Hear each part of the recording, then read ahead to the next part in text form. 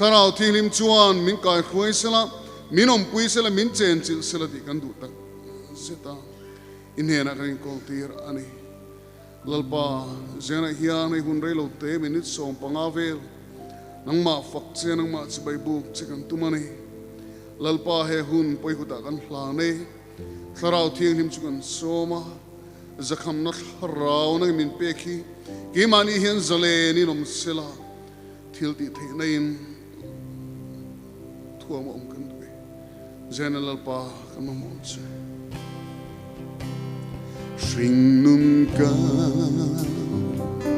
zin kong hian kan ngai che Thlarau thian min ngai che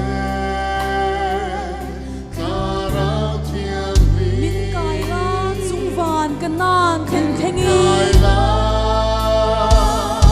chung van kan na dam te in min shwai sel ro Why zero Churo ya Sayang dunwe Dan thinlung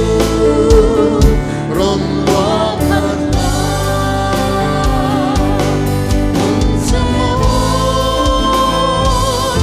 La Kristadu Moy dalha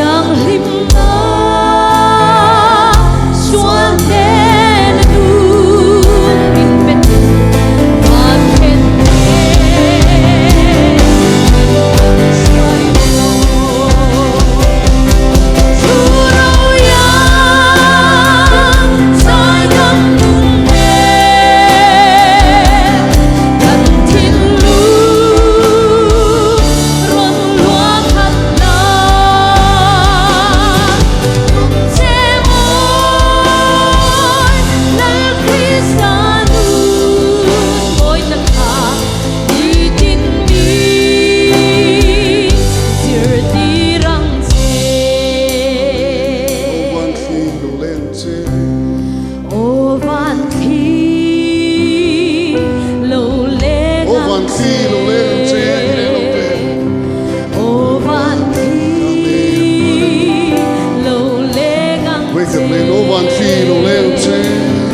ô van thi lâu lê ngang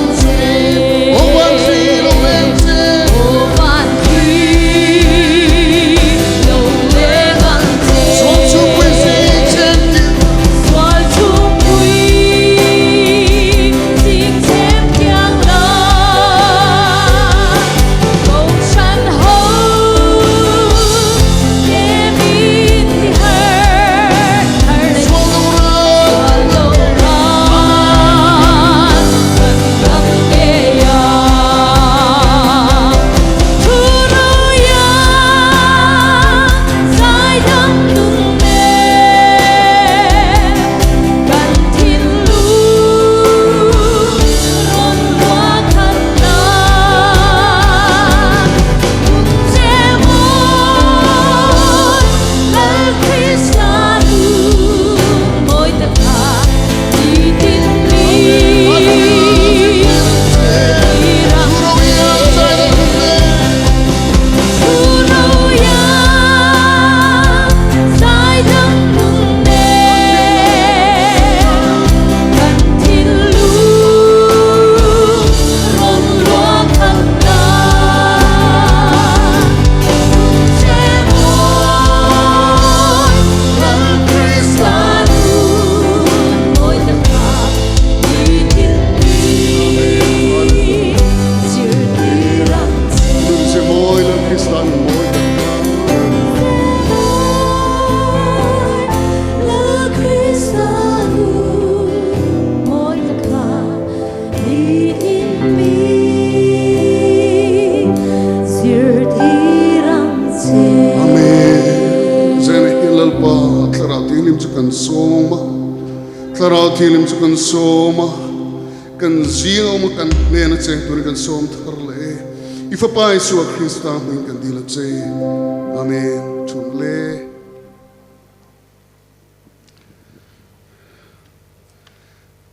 Hallelujah.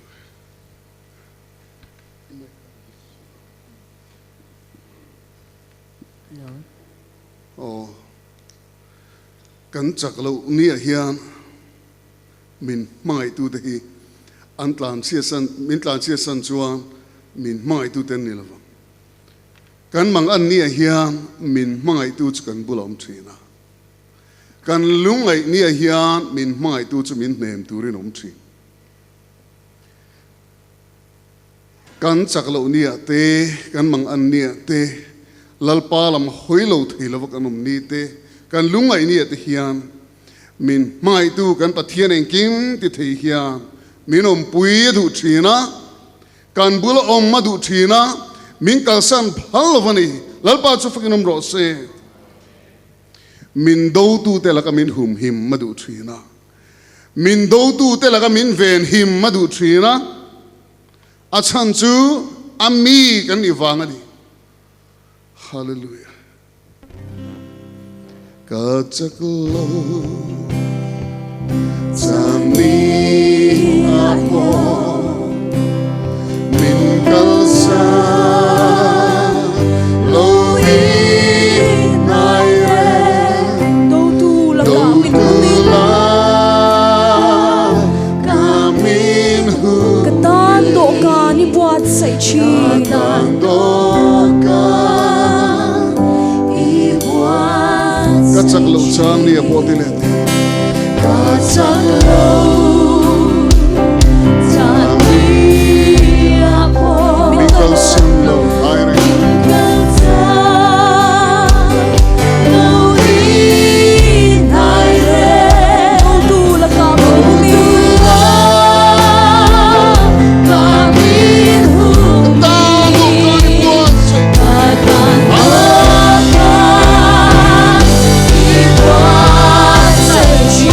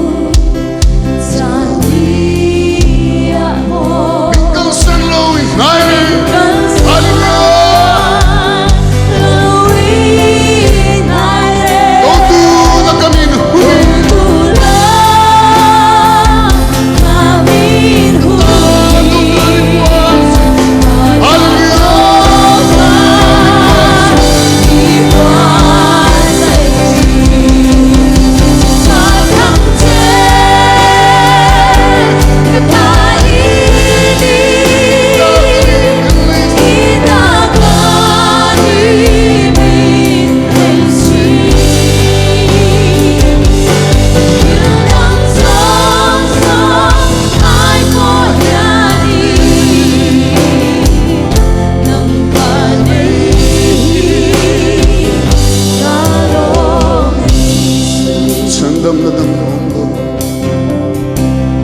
chan dam na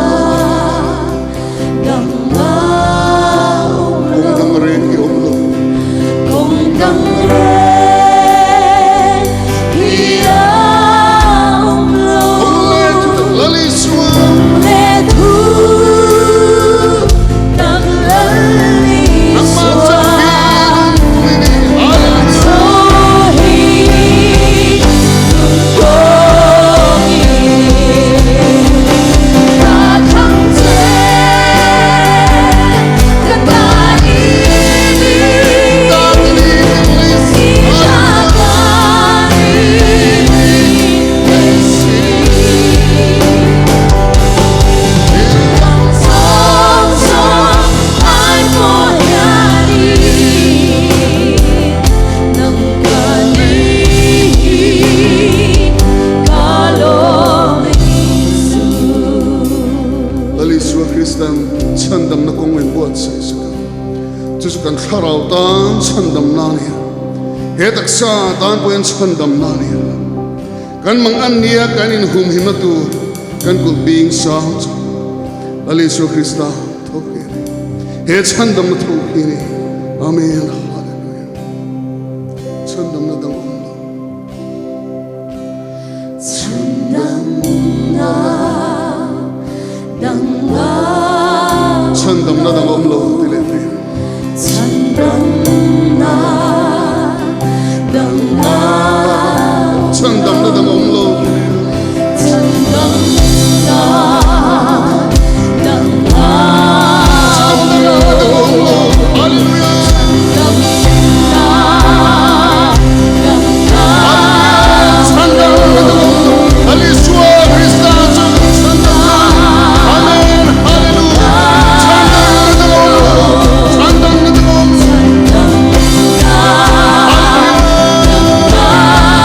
om dang re ki om lo dang re hria om lo om le thu tak lali swa nama chapin kumini so hi tu ko ni ta khang che ta ni si ta ka ni le si dang song song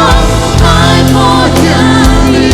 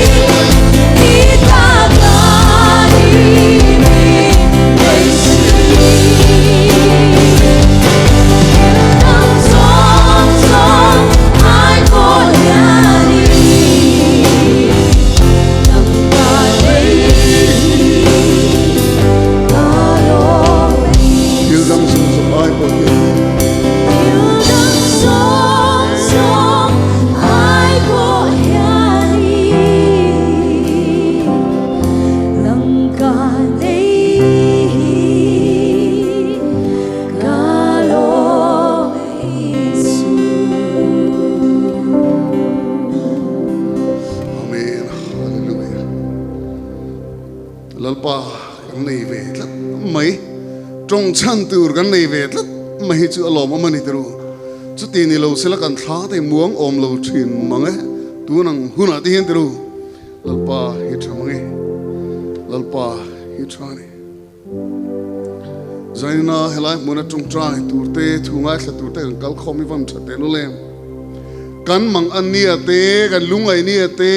midang te lungai ni ate kan lungai puya ki ma ni nge polal palam kan han hoi thin ni athani he dik thlo ani kan ti tur dik takani Israel father po khan ti sual thin ma se lal palam hoi le thina lal palam hoi le thina wangin lalpa chun den alo chenga lalpa chun zinga oma lalpa thil ti thena chun mule thina ni lalpa chu fakin ro se zena hian lalpa na tho hi nam hian amuzelang zanin program apohin lalpa hitel zel ani tel megani hallelujah lalpa lam kan hoi hian ami te kan ni a lalpa lam kan hoi hian lalpa hian ama lam hoi ami te akal san theilo akal san phalo a hoi san ngai lo athil ti thei zia mu ti thina angai sak zia lan ti thi ilam hoi nang ngai tu I hoi san ngai lova I mu ti thi I ngai sak zia I te sakan soi thi I vei sei tu reng nei lo ki lalpa ilang Nang mazawng anni kan beisi mayen tu katan lalpa chani oh katan chani kakon te kwangi lang lo mase hey hikashe Mai tu ani kei kata amen hallelujah kata lalpa chani dilia kata lalpa chani oh kata chani kakong chani lang lo mase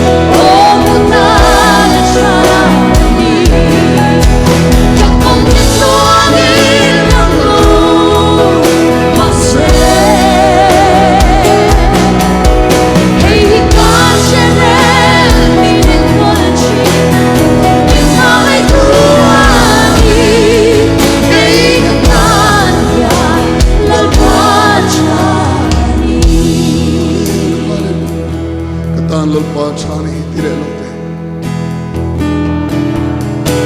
Lalpa chani, tan cha oh katan chani, kongte kakong tetluang ilang lo, mase. Hey hikashere, minet kolchi,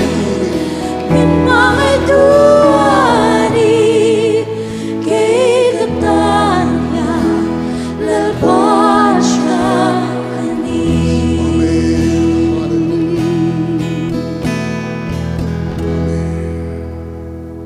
oi kan lan nung ni selangin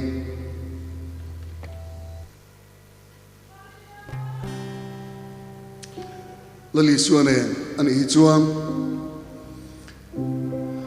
lali suane ani hichuang lungai na kara po ha dam mom china mangan na kara po ha dam om china ani chuan ka ngong kol chu anuam ka phurpo zang ni atia chu ngong kol chu ba wemin soma anin helamai na ba tanga ken helamai ka ba tanga anin helamai na ba tanga nangin helamai ni ba tanga lali suane na ngong kol ba dun chu anuam ani ama lali suane asoini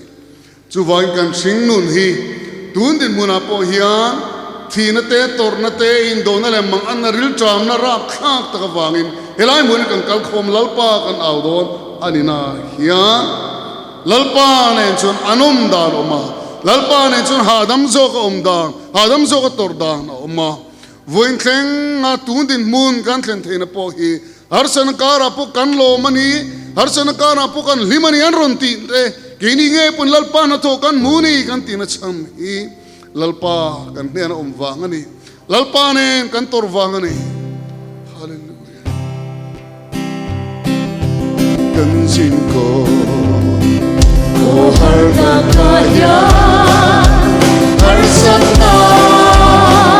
oh baila. lalpa ne chuan wan macam amen Panam macam chi, ani te min ve amite, indeng chi. ali suare min Suane, engkim malong kui, lung mai kui, kong Thlarau.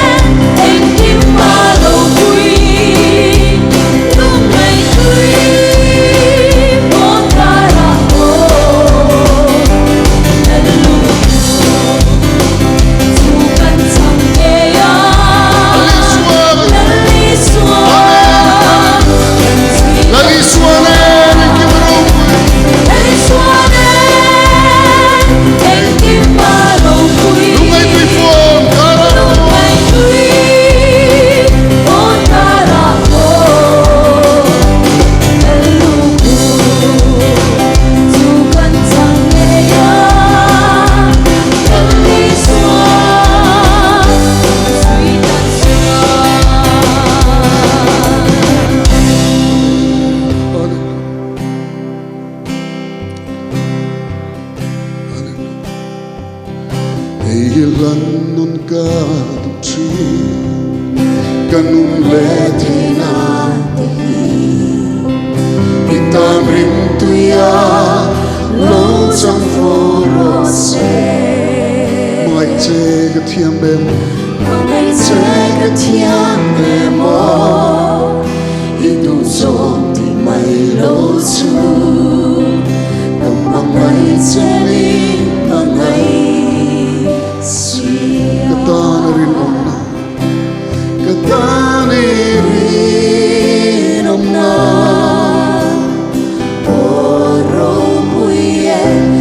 dang rang hi o ka sai thilo I khoi lai na na ka kong hi ro puya ka mai che in mangai sia ka mai che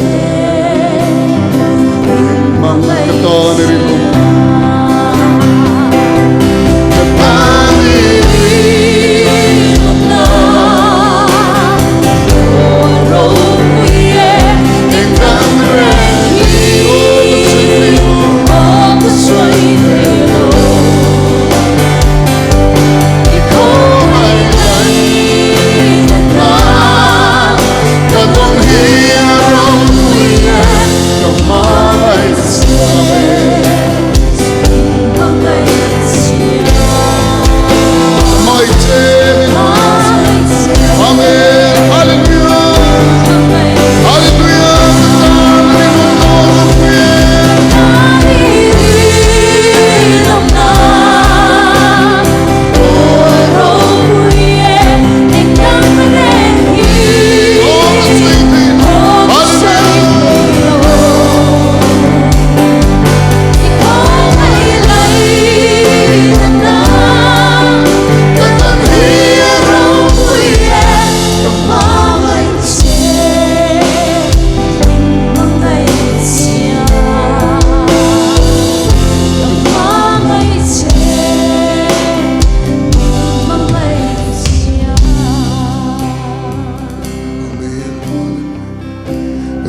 Lalpa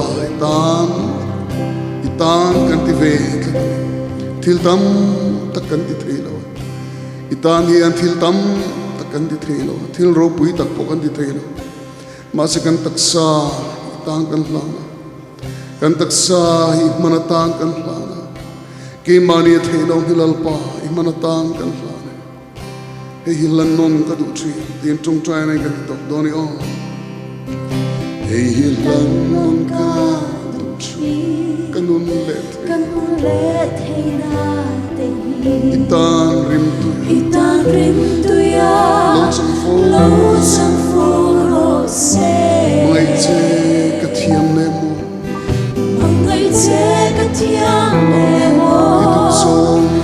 idu som ti mai lo chu ka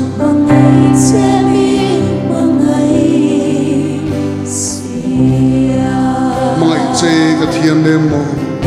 mangai che ka thiam ne mo idu so ti mai lo chu ka mangai che mi mangai sia ka thinlung du zong te min pe ki chu si lo Theng zo min siam re min siam re mi chu ka tan hiani acha bersi katani chana le malsawm sang ten ka don hiani ang faklo hian ka mo Lâu hian cầm môi xì lô nằm hoa ngày xuân xe mi tin hian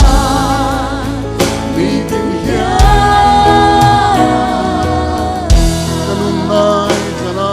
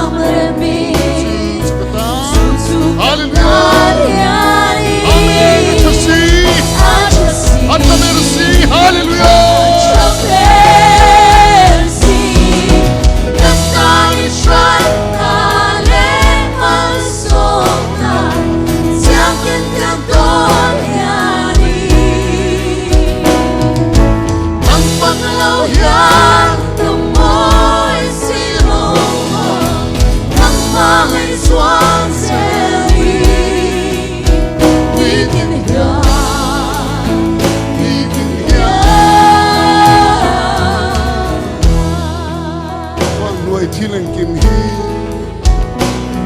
Van huai thilen kim hi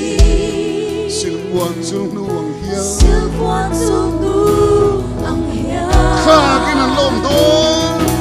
Kha kin an la om dong reti nang Europa Kero pa Hallelujah. Ro quy be oh we be Ro quy be Katani tran na le malsawm na Siapin ka kon yari Nang paglaw yan Kamoy silo mo Nang magay swan seri Living yan Living yan van huai thilen kim Van huai thilen kim hi silpuan chung nu ang hian Sil quan chung nu ang hian kha kin an lom dong amen Kakin ang laom ni Nang Europa ngay rin Rong quy oh we be hallelujah Katani tran na le malsawm na Siapin kang kon yani nang paglaw hian kamoy silo Nang paglaw yan Kamoy silo mo Nang pangay swan seri Bitin yan hallelujah Katani tran na le malsawm na Siapin kang kon yani Nang paglaw yan Kamoy silo mo Nang pangay swan seri Living yan Living yan hallelujah mga nakarahian lungay nakarahian lalpa chan na chukan fa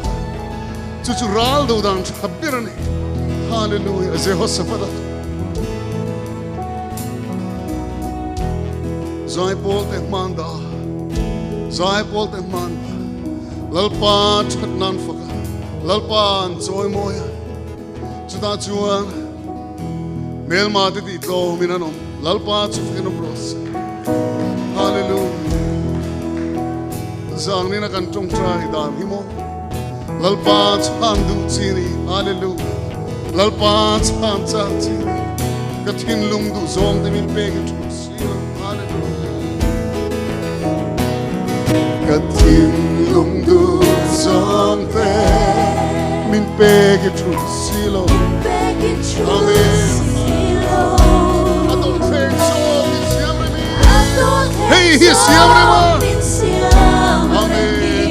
dana cha Susukat yani